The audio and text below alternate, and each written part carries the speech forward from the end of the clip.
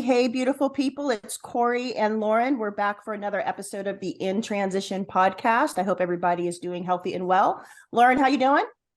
Pretty good this morning. Got up with my kiddo and he's occupied, so crossing my fingers this goes well as far as no interruptions. That's always like, Yeah, I'm like, but we'll roll with it if it happens. Yes, fingers crossed. If he comes in, he comes in. Everybody may get to meet the kiddo. Yep. Franka, welcome to the In Transition podcast. How are you doing on this beautiful Saturday? I'm great.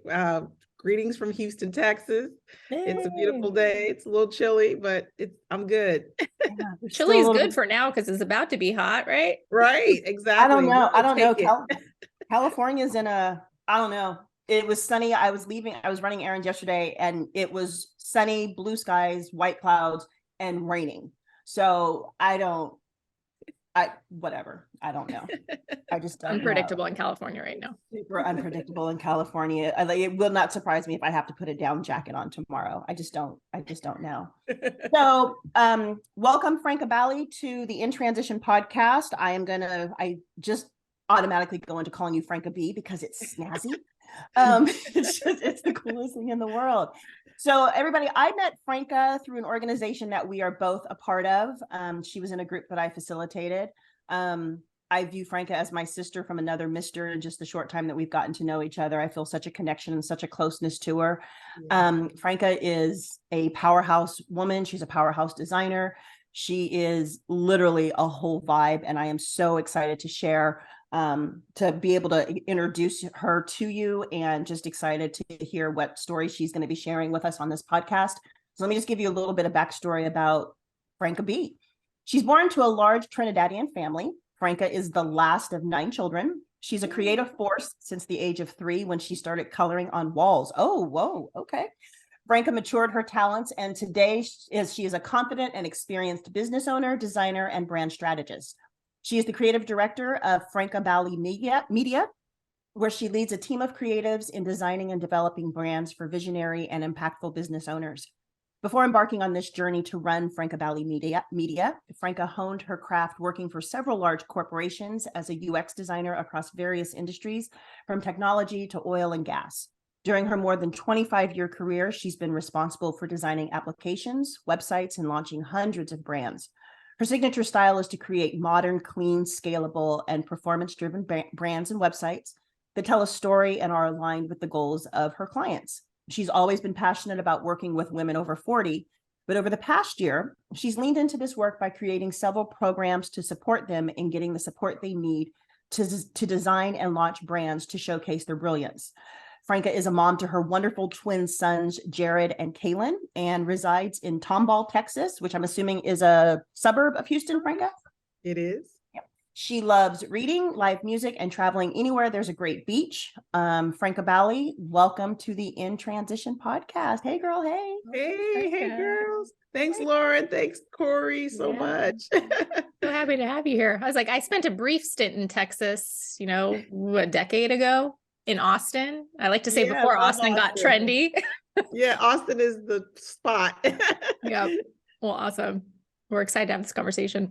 I'm so looking forward to connecting with you and just hearing what you're going to be sharing with our audience. So why don't we just jump right on in. Franka, what is the transition that you would like to share with our audience today? I made so many, but the one that I think I like to focus on is the most recent transition that I made from working as a senior UX designer in the oil and gas industry to starting my own business again. Okay. This is not my first business. I've had a few different businesses in my life, but this transition was a little bit different because of the time of my life that I was in. Okay. This was post me becoming a widow and raising my sons as a single mom. And the transition was a little bit different this time because I didn't have the same support structure that I had when my husband was alive. Yeah. And so when you're, you don't have a safety net. I mean, I had savings and different things, but the support network was different. My family, they have a large family, but they're all over the United States. So they're not locally here in Tomball. And so that, is different. So if you have to travel, if you have to meet with clients, if you have to do different things. And I think my boys were 7 at the time.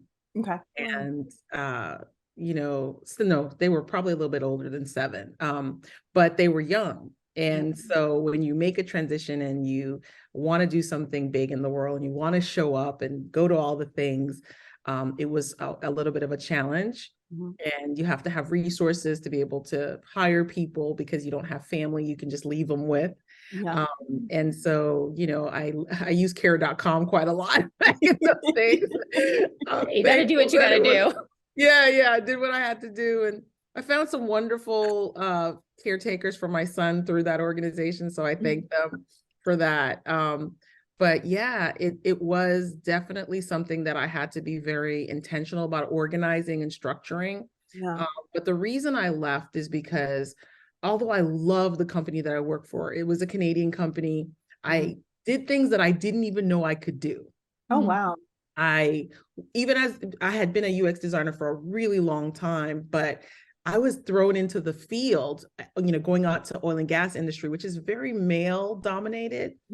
And so I'm on rigs, right? Never been on a rig, got my jumper, my hard hat, my steel toe boots. Oh, wow. And my H2S monitor. And they're sending me all over to do research with people on the rigs. And so it was such an adventure. I wasn't even, now that I think about it, I'm in this car by myself, driving to a rig or driving here, sometimes meeting up with one of the field guys, and they would take me to the rig. But I did that largely by myself, and I was not afraid at all. No fear whatsoever. None whatsoever. Did not even think about the fact that I'm in the middle of nowhere with a bunch of men in a car, trying to find nowhere. Don't know where the rig is. You don't know where the rig is until you get to the rig. I mean, it's like it's marked with this obscure marking. Like you cannot find it unless you have the GPS coordination of that rig. And so I was doing a lot of that, and then I guess it made me very brave, because then launching a business, that's I'm in the middle of nowhere. I'm fine. It's good. Yeah. Yeah. Wow. So I think that prepared me to start the business the second time. But the world was different when I started my Franka Baly Media. Social media was at play, whereas in my previous businesses, that was not a thing. We were in what we call Web 2.0, where content is being created by everyone, right? And so it's a lot more noise in the digital space, the space that I kind of play in. And so, nobody knows who I am because I've been away for several years working for somebody else. So now I got to show up differently. And that was very much a challenge for me because I'm older. I am not necessarily, comfortable with this, putting myself out there in that way. I was used to networking traditionally and going and, meeting people using traditional press and media. And now I'm creating content. I am my own media company, essentially, what you've become, right? With this powerful little computer in your hand. So the world was very different. And that transition, I think I struggled in the early days of my business in embracing it. I didn't initially embrace it, even though I had worked my entire career in technology and I was comfortable with tech. But being behind the tech is different from being in front of the tech, right? Being the company that is using technology. So I think I've seen that with a lot of women of my generation that are uncomfortable with being at the forefront of using the technology to shine the light on who they are.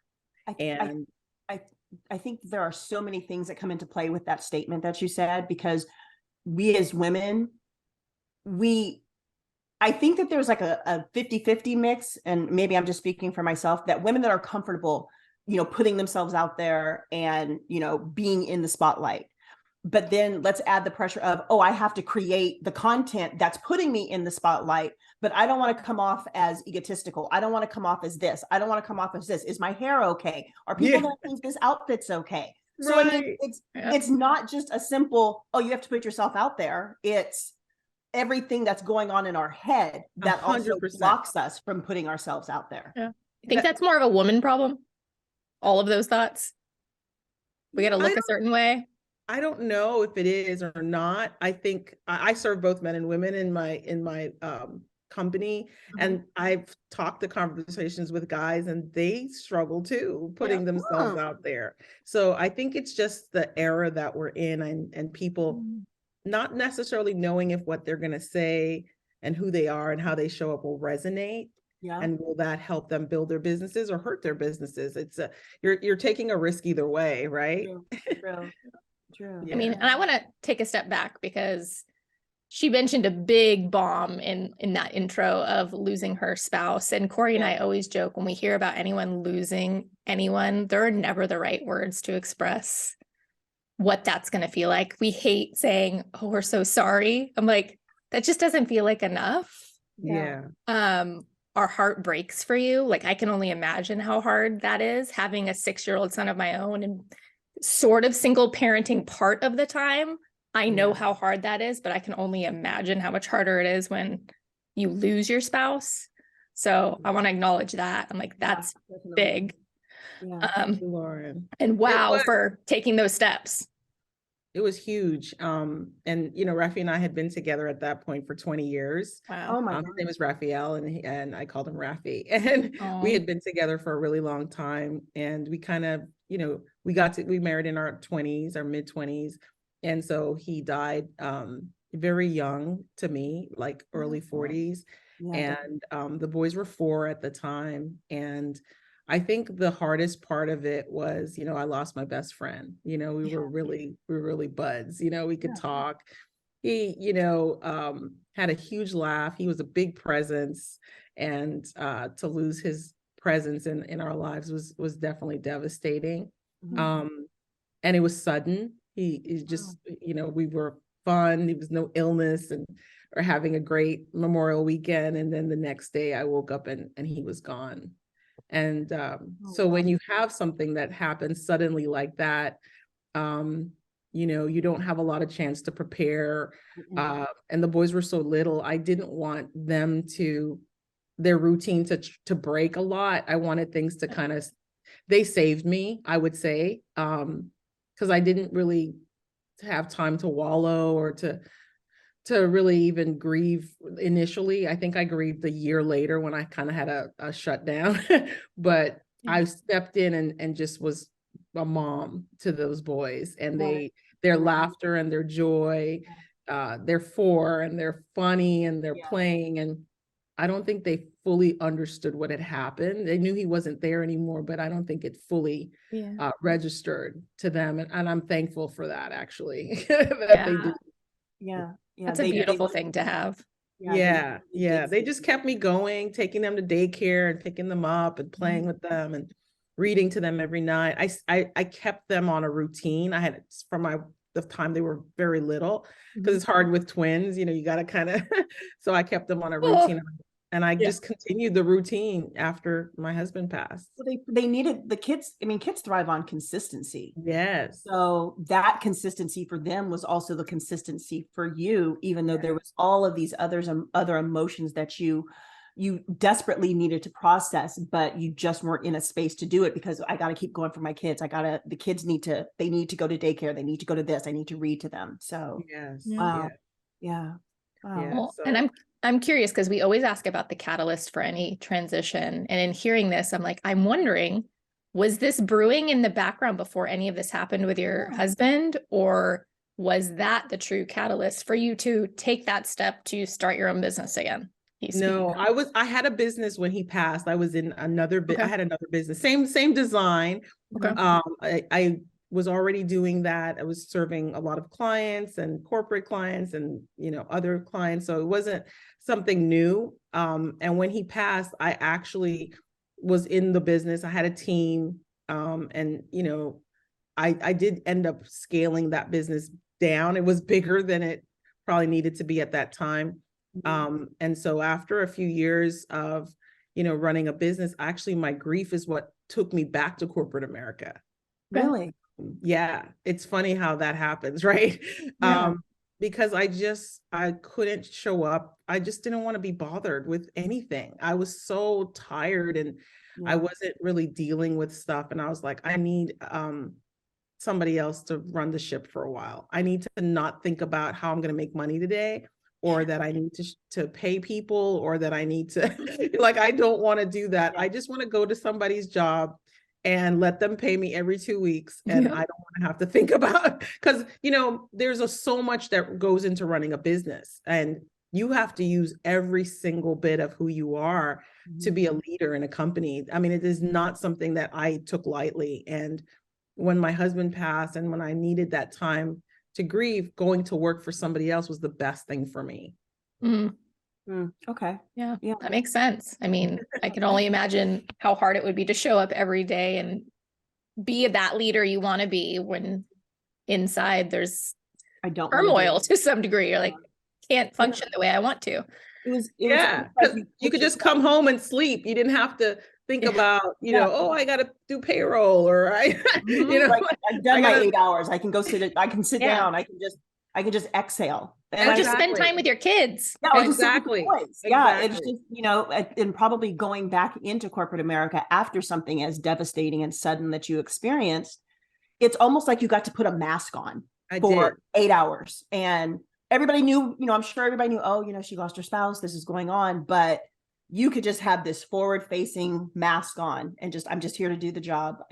I need to take care of my boys, and I don't want to worry about anything else. Yeah. I mean, corporate America, I call it corporate America, but this company was very different. You know, they felt like a family. There were so many beautiful amenities of working for that company. It was the perfect company for me at that time in my life. Canadian companies value work-life balance in a way that American companies do not. Absolutely. Why can't we get on board with that? Thank you.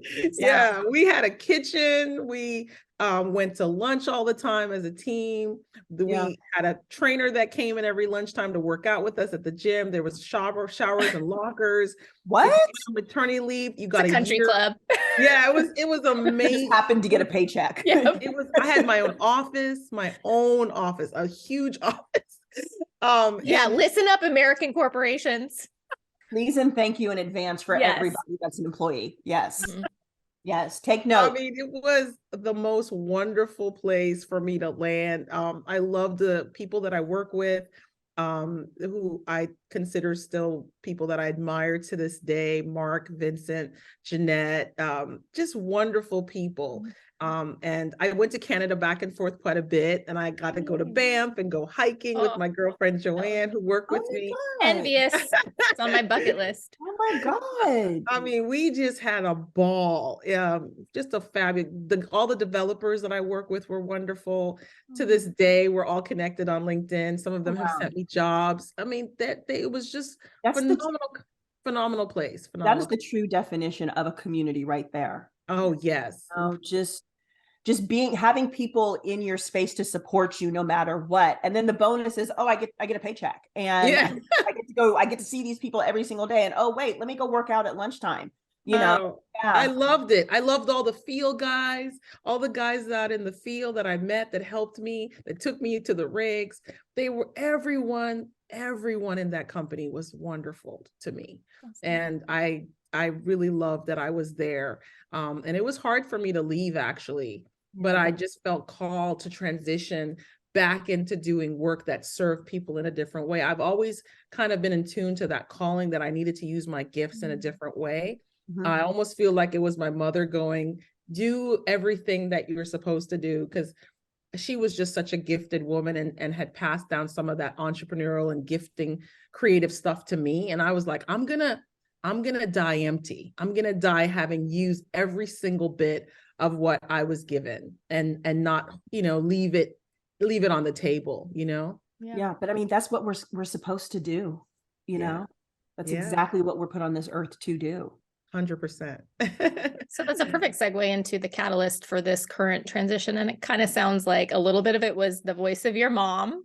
Yeah. Being like, there's more gifts you need to share. No worries. Call coming. Oh, good. We'll roll with it. We're gonna go. It's life. Let's do it. It's life. Yeah. So, was there anything more than like the voice of your mom telling you this was the direction you needed to go at that point in your life? Yeah, I had taken a coaching gone back and done a coaching certification. Oh, I love And those. I had gotten my master's many years ago in counseling, had planned to become a therapist, and obviously life took me on a different turn, right? But I always really loved that I took that I got that background, because it made me very conscious of interacting with my clients in a very profound way. When you're branding someone, people don't think branding is not just about great assets visually or really Colors. great logo and all color. It's really a lot about who you are, the essence of who you are, and being able to really be in tune with that, so that when you actually start showing up, you are very clear on what you want to say and how you want to say it. Yeah. And so being able to have conversations with people and ask them questions, or just really understand who they are so I could create a brand that's aligned, was really my work. And so going back to school and becoming a coach, I really love that I'm able to ask questions in a different way, because coaching is really about helping people to uncover what they want, not what you want them to say. For sure. So it was really great, powerful questioning, understanding how to use intention and mindfulness. Of course, positive psychology, which is a huge part of what I use today in my business.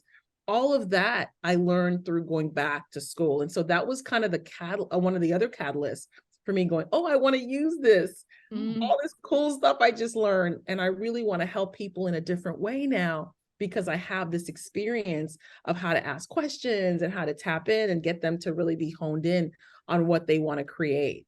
And so it became really great work for me, Yeah.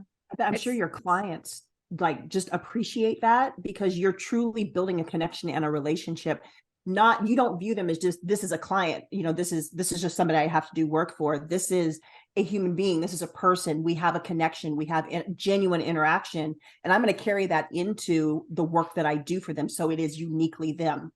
Absolutely. I would say that statement, Corey, is probably the most true statement, about the work that I do. I mean, I am so in tune. Sometimes I write copy for them. A lot of people I do, I just know you. And I mean, like, after we talk, I'm like, I get what you like. I don't know what it is. It's maybe it's just the way that they resonate with me, and vice versa.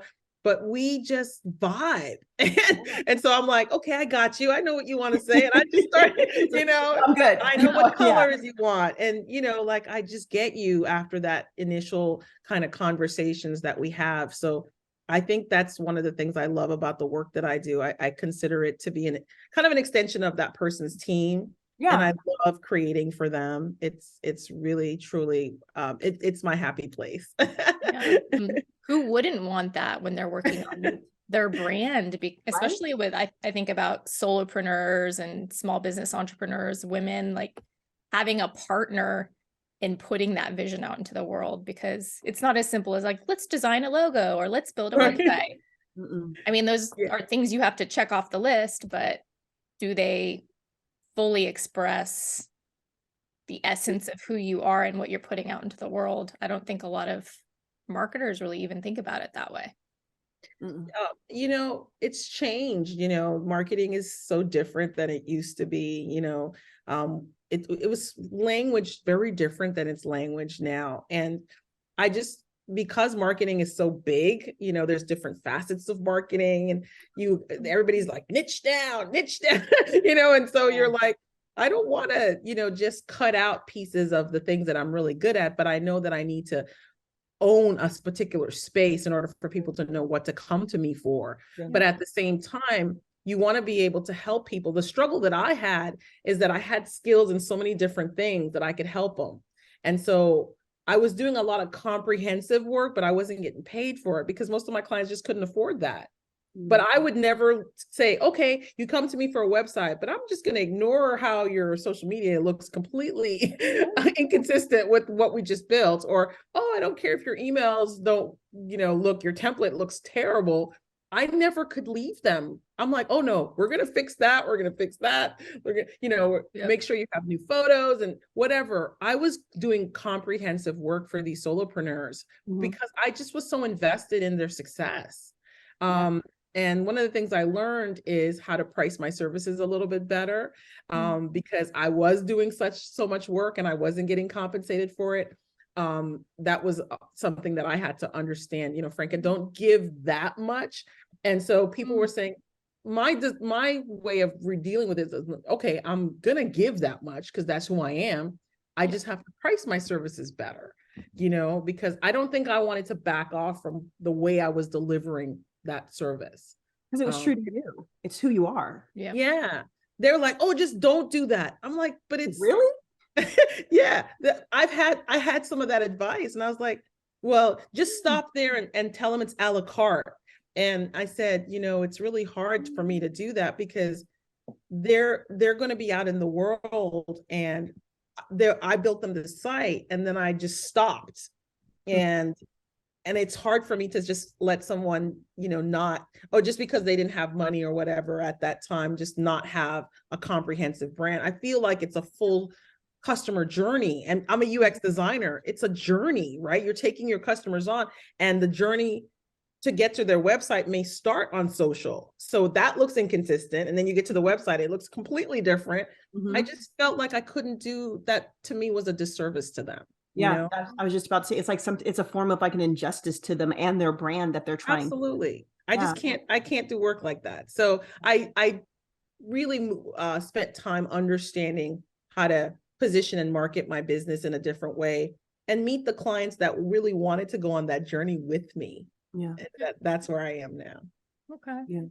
I mean, I feel like we haven't really asked this question with any of the entrepreneurs we've had on the show, like what it took to build their own brand, and knowing that is the space you're in. And it's something we all have to think about as we're launching a brand or dipping our toe into entrepreneurship.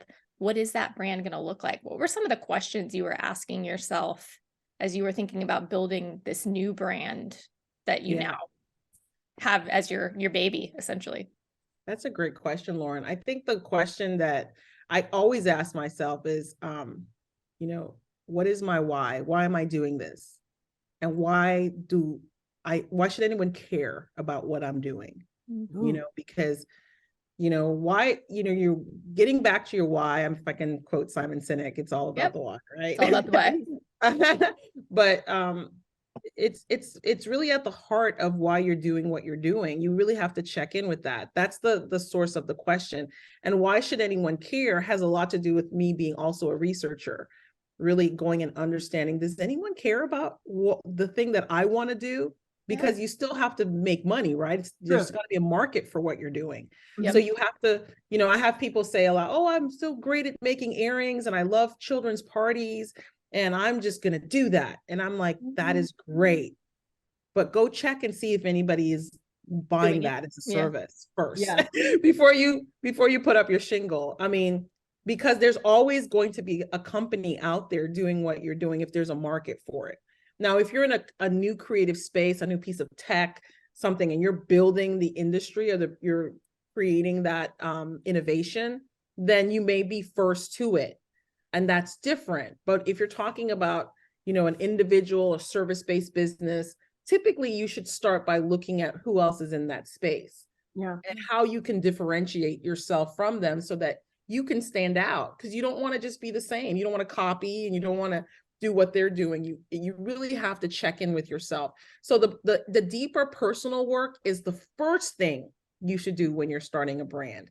And that's what I tend to do. I go in and I spend time going, what is it that why you're doing this, Franka? Why now? And why do you think anyone cares? And why should anyone care about what you're doing? And if you can answer those questions for yourself really well, I think that helps a lot, to help you go forward. And I also think the follow-up questions to that is being able to language and message that in a way that will resonate. Because positioning yourself is so important, and being able to message what you say. So if you stand on a stage and you can, tell them, I'm a digital brand strategist and I work with women over 40 to help them show their brilliance. Being able to just say that clearly comes from having done that deeper work. I just want to say before you go on, that was the most beautiful thing I've ever heard in terms of telling people what you do. Yeah. I was, whoa. Thank you. Well, yeah. Whoa. And I love the why, because I think that we often get focused on the what. This is what Yes. I'm doing. Yeah. Yes. And you see a lot of brands kind of fail around that. Like they're so clear on the what, but they don't Like, know why? the why. Yeah. And I think it's Or a when really good point. when they have the what, and then you ask them, okay, but why are you doing it? Why? And you get the I don't know. Uh, Because I can't. we think it's needed. yeah, well, how did you find out it was needed? So and so Yeah, told this us. is what we do. Yeah, it's just it falls on deaf ears, and it's just Because it's not heart-centered and Exactly. purpose-driven, Yeah. right? Yeah. And that, to me, that work is so much. You will do it if you don't get paid for it, Yep. you know, because it is coming from a very authentic place and in your Mhm. soul. Mhm. And it needs to do that work, you know. So I've not done a lot of different things. You know, people have like, I did this and I did that and I worked here. I have been doing almost the same thing for almost 30 years now. The same wow. thing. Design, creativity. Like I haven't morphed and I've added, you know, other things to that, but I've been if I look at my work where I started early in my career, it was terrible. Those first websites are like, oh my God, I'm never showing anybody this website. Like, oh my gosh. Yeah, but I looked at some of the stuff that I'm doing now, and I'm like, man, I'm so glad you stayed this course. Look how good you've gotten. I mean, You know? honestly, to give you your flowers, I remember, you know, when Lauren and I started talking about building this community, and like you and I have had a conversation about, you know, just like websites and whatnot. And I remember getting on your website and looking at your portfolio and just being completely blown away. Oh, thank you so much. I mean, I think the one that I was just like, oh wow, this is amazing. It was the hair salon. I think that that made me want to grow out my hair and get a silk press. I'm going to be real with you. I want to go to Houston. That. It was so beautiful, Franka. Thank you so much. Martina is a really good friend of mine too. And when I did that project for her, she was in transition. She was going through a divorce. Okay. And she was really broken. And she came to me with, you know, her heart in her hand and said, could you please help me build something new for myself? And I'm a little emotional about it because I look at her now and the growth that she's had as a human being and post-divorce, what she's been able to accomplish and how she shows up. And when I wrote her bio, she just really couldn't. I knew her story. I was that close to her at the time, and we weren't even as close friends as we are, but she sat and told me what she was going through, and I just watched her. And I sat and wrote her bio, and I wove her divorce into her bio.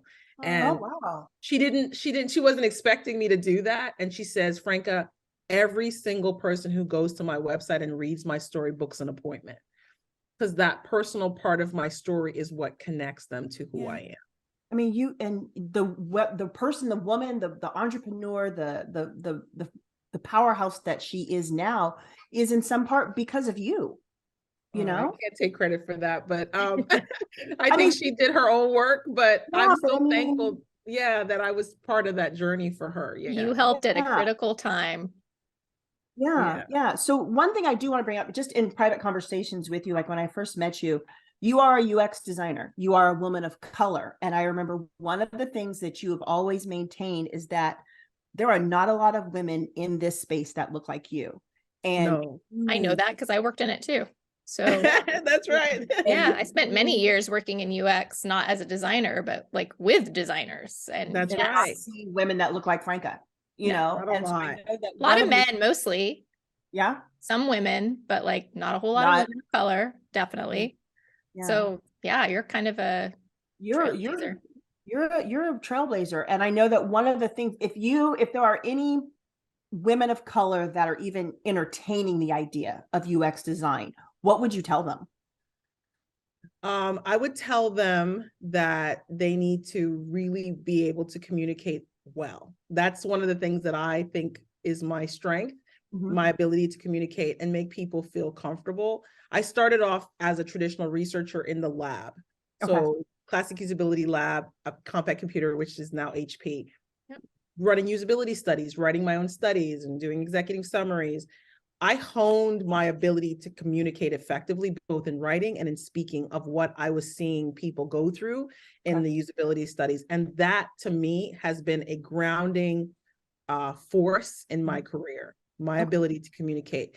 You cannot ever be effective in any organization if you cannot communicate what you're seeing, what you're learning. And when you do that well, people are like, oh my gosh, this is valuable. Yeah. I had that happen to me just Thursday. I've been running a usability study for a company because I do corporate work as well. And they hadn't been doing a lot of usability. They've been doing, Franka, can you make the mock-up? Can you do wireframes? You know, a lot of high fidelity mock-ups, and then they convert them into an internal design. But this particular project requires that I talk to the users. And so I was giving them a kind of a synopsis overview, and he goes, Franka, we need to do this more. And I'm like, yes, we do. Yep. Yes, we do. It's amazing what you learn from talking to people and finding out how they use a particular piece of software, how it fits into their lives, what they're doing.